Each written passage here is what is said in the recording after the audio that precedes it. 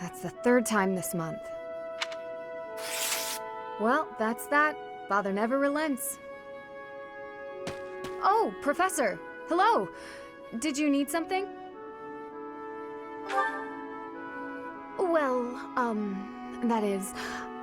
I was just tossing out something I have no need of. It's important to keep our spaces clean after all. You'd do well to remember that too, Professor. A clean space makes for a clean mind, or some such. Getting rid of things you have no need for is the first step to managing one's belongings in an economical way.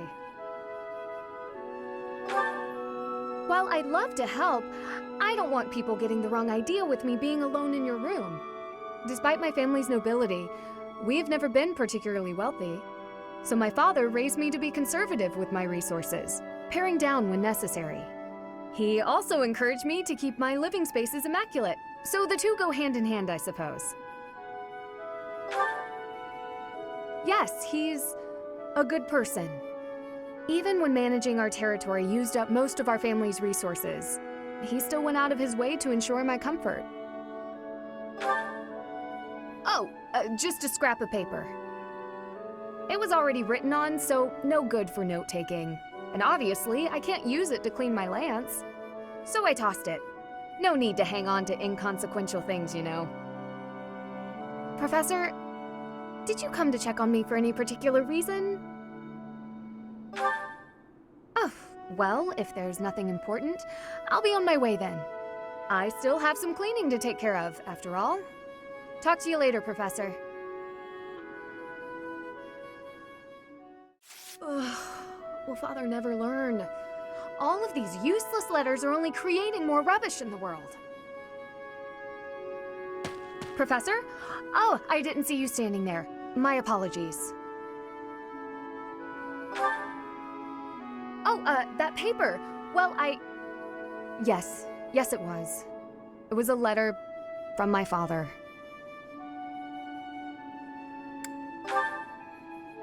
I understand where you're coming from here, but I have no need of such things. It isn't like anything of importance was written on it. Curious? I suppose there's no harm in allowing you to read it. Go on, then. My dearest daughter, Ingrid. Are you well? I trust that you are behaving yourself and refraining from causing trouble for others. Things on the home front are in order. The marriage proposal for you and the Viscount's son should be prepared soon. Although, I am quite certain there are many superior candidates at Garreg-Mach Monastery. As you know, the very survival of our family is dependent upon whom you marry. You are the only one left in the family who can make things right. We are all counting on you. Do not lose sight of what truly matters. Yes. Perhaps you found it somewhat entertaining. I've told you that we've never been very well off financially. My noble family, House Galatea, branched off from House Daphne in the Alliance. Shortly after, we were lucky enough to receive the support of the royal family, allowing us to attain nobility, to some extent. But the territory we watch over is poor, its harvest meager, and our noble blood too has grown thin. Neither my father nor my brothers bear a crest. I, however, do bear a crest. Because of this, my father sees me as our family's one hope for the future.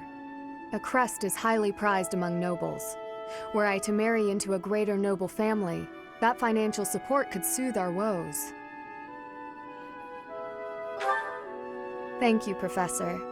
Your sentiment alone is a great comfort to me. Despite my own feelings, I understand his approach to all this. It isn't that he doesn't care for me.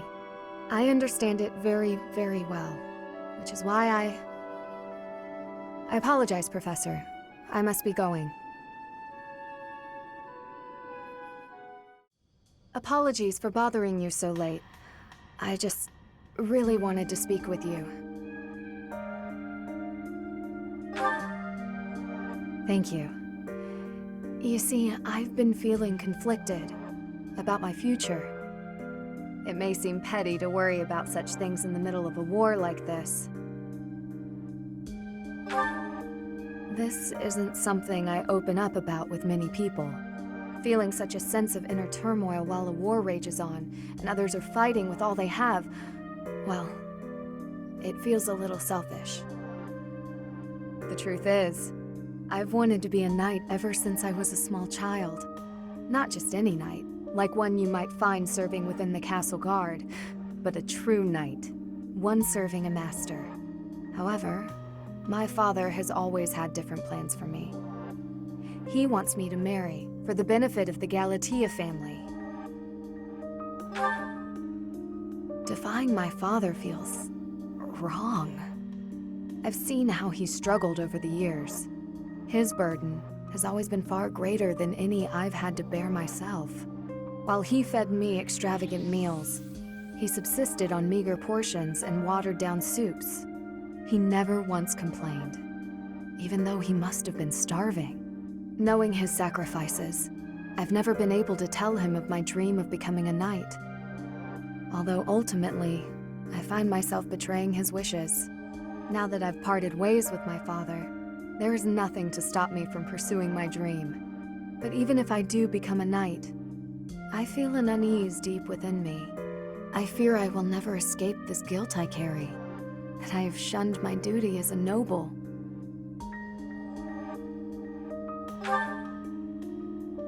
Yes, I know.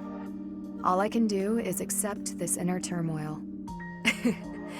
Even with the academy days long behind us, you're still a professor through and through. Always listening to others' troubles and offering up your wisdom. I really am grateful for all that you do for us, Professor. I hope you'll always be here as a guide to everyone. I know I myself would appreciate that deeply. Is something the matter? You seem lost in thought.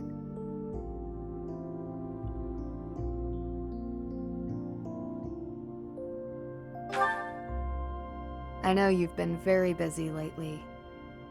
It's wise to take breaks and rest, especially with all that is going on in the world. Actually, I wanted to speak with you about something. I promised myself I would wait until the war was over. Well, Professor, I have feelings for you. Of course, I respect you as a person, and I'll understand if you can't love me back, but still, I had to tell you. Though my focus has ever been on my duty and training, I cannot deny the feelings that have arisen. My dream is to attain knighthood. But now, I have a new dream to hold tight to. That is to be with you. Always.